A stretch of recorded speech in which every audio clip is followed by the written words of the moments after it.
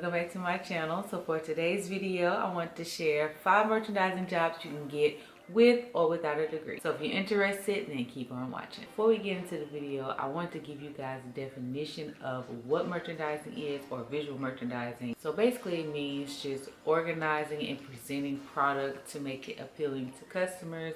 So for example, when you see a window display, when it looks all nice and the mannequins are all like dressed and coordinating and look good, and you want to go in the store or you want to buy the whole outfit out for them, that's basically the product of visual merchandising, to draw you into the store, to make you want to buy stuff. Basically, the first one I want to talk about is being a visual merchandiser. Now, I was introduced to visual merchandising when I used to work for Charlotte Russe back in 2008.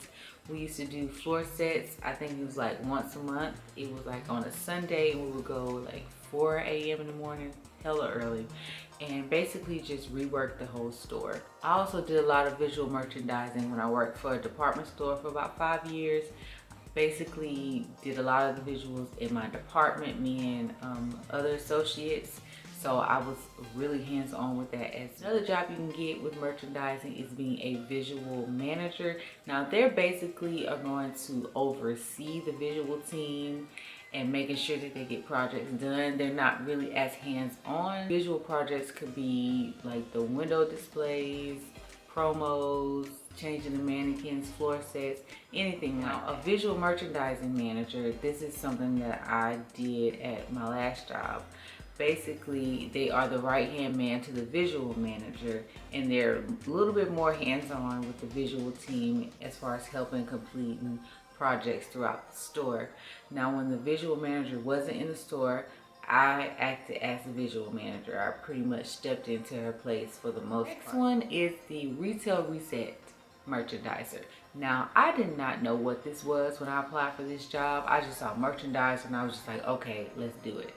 Because I was really trying to get out of working in like just regular retail, like working in the stores. I was just like, sure, that'll work. But when I interviewed and I got the job and I actually started working, I was like totally different than what I thought it was going to be. So basically, when I was a retail reset manager, you don't really work with apparel. You mostly work with either from groceries to like electronics. So what I did was I worked with like impulse items, like stuff like that would be on a clip strip, and you would see it on the aisle and you would just like kind of grab it and go like, oh, I need this, and grab it and throw it in your cart. So basically that's what I did. But it can range from anything. It just depends on the company you work for and the department and all that stuff like that. But that was more so, I had a boss, but I really only met him like one time, and I pretty much worked by myself. Like my schedule was Monday through Friday. I pretty much worked 8-hour days for the most part. It just depends on how long I had to be in the stores and stuff. But I had stores that I would go to, set stores I would go to every day. Some stores I would go once a month, some twice a week. I still had to make sure that I got those, and I did report to my supervisor. I had an iPad where I had to check in and do stuff like that, clock in and clock out and all that. But yeah, that was pretty cool. Now, something like that I feel like could be like anybody could really do that, and it could really be a good side hustle, because a lot of those positions are part-time, but I was lucky enough to get a full-time position like that. But it's really, really easy, and I'll drop the website down below on where you can find different merchandising jobs similar to that. So make sure you guys check the description box below too. And lastly, I worked as a merchandiser slash like independent contractor, and basically I worked for a company that did hosiery, and what I would do, I would go to set stores that I had, and I would just rearrange it, take before and after pictures, and email it to my supervisor. Now, I never met this lady. She was all the way in New Jersey, so obviously I didn't meet her.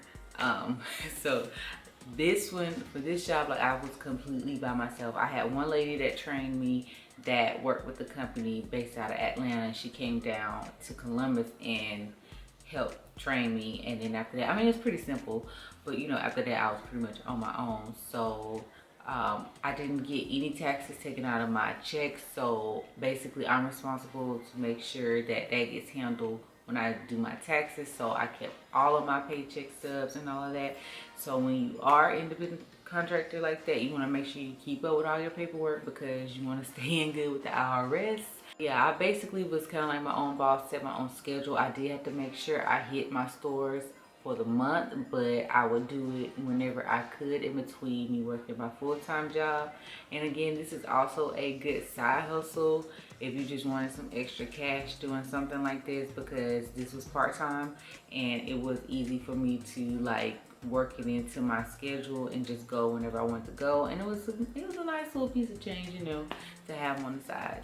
Okay guys, so to wrap this whole video up, basically in my opinion, I feel like it's a good idea to have a merchandising degree to be a visual manager or visual merchandising manager like I was. I think it's a good idea. Do I feel like you necessarily have to have one? No, but I do feel like you need to have a strong sense of style and fashion when it comes to those positions, because you're not gonna always have what they're asking for when it comes to like dressing mannequins and stuff, or doing the floor set and all of that. You have to be creative, and I feel like that's when your fashion sense comes into play. And if you don't really have a strong fashion sense, you're definitely going to struggle with that. So honestly, that is something to keep in mind. But as far as being like a retail reset merchandiser and being a merchandiser / independent contractor, I think anybody can really do that, and you don't really have to be into fashion to do those two jobs. So that's all I have for you guys today. And don't forget to check the description box below for that link to that website for merchandising jobs. And don't forget to also check out my social media networks. Don't forget to like, comment, and subscribe to this video. And as always, I'll see you guys in the next one. Bye.